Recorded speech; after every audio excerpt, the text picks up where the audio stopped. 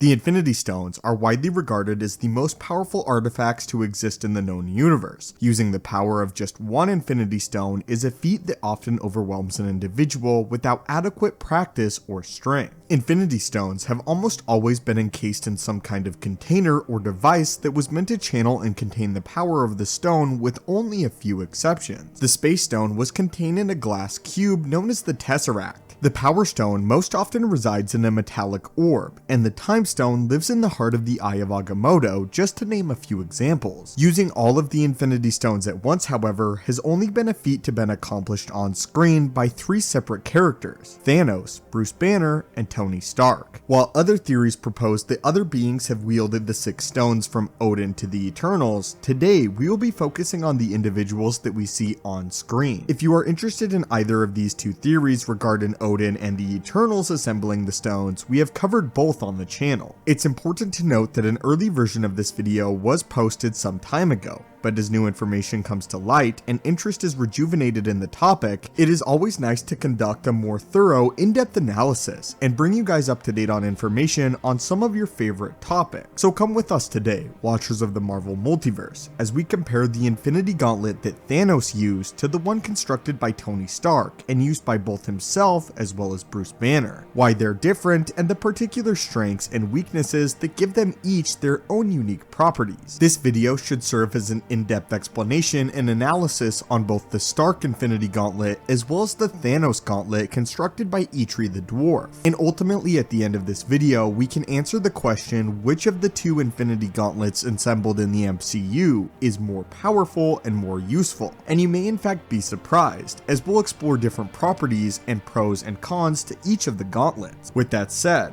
let us begin. Each gauntlet has the power to house all 6 of the Infinity Stones and use them in tandem. But where Thanos' gauntlet is ravaged by the energy, charred, and seemingly fused to his hand following the first snap in Wakanda, the Stark gauntlet seems to remain relatively intact after Professor Hulk's snap. The Stark Gauntlet is even fought over throughout the course of the final battle in Endgame, and it is largely implied that this is still capable of making a second snap, with Thanos attempting to wear it for such a purpose. On the other hand, however, it is quite noticeable that those who wield the Stark Gauntlet have a considerably harder time harnessing the energy, with the Stark Gauntlet bringing Professor Hulk to his knees, and even preventing Thanos from snapping for a few brief seconds in the final battle of Endgame, before Tony Stark interferes. The Thanos Gauntlet from Nidavellir, however, was constructed of the legendary Uru metal, which is used by the finest blacksmiths in the 9 realms, and used almost exclusively by the elite armies of Asgard. This metal is likely worlds stronger than anything Tony Stark has access to on Earth, yet it was decimated by just one snap.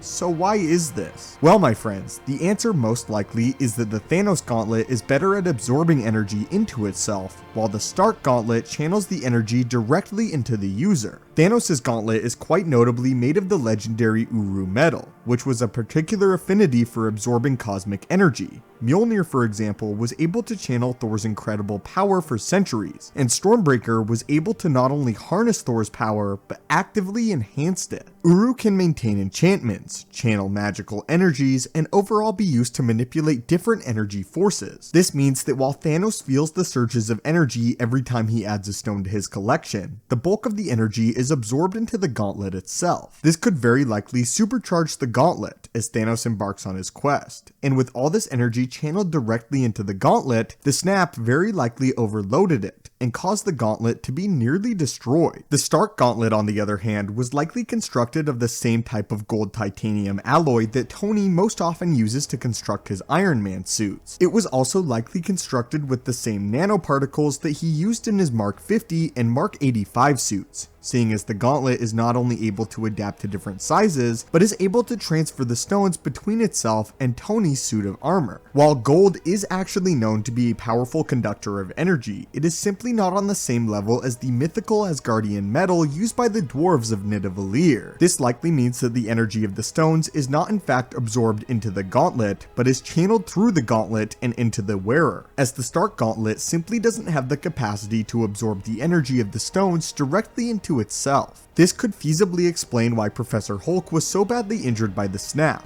while Thanos remained relatively unharmed in moments leading up to the first snap. despite having all 6 stones in his possession. It's important to note that the energy of the stones that cripples the users of the Stark Gauntlet never entirely goes away. When Thanos adds a stone individually, he feels a surge of energy, but it quickly subsides and he seems to be able to wear the gauntlet without issue. Professor Hulk, however, is fighting the energy surge all the way until the snap, where the gauntlet actually falls off of his arm following. When Tony Stark takes on the power of the stones though, he doesn't look to be in much pain. The energy of the stones is still quite noticeably coursing through his veins and not subsiding as it had with the Uru Gauntlet. Tony Stark, however, had not only his own gauntlet to disperse the energy, but the entirety of the Mark 85 suit of armor to assist him. But it is important to note that it is possible to see the energy coursing through Tony's neck and face, but it is still possible that this helped Tony stave off the energy long enough to deliver his iconic final words. If enough of the energy was absorbed by the suit, it could theoretically explain why he seemed to have an easier time handling the stones than Professor Hulk did, up until the moment he finally snapped. But the energy still never completely dispersed. Another interesting detail is that nobody throughout Endgame ever uses the Stark Gauntlet to only channel the power of one of the stones. In fact, the only time we ever see anyone use one singular stone is in the final battle of Endgame, is when Thanos pulls the Power Stone out of the gauntlet in order to punch Captain Marvel. This could actually be a major crutch and reason why the Uru Gauntlet is more powerful than the Stark Gauntlet.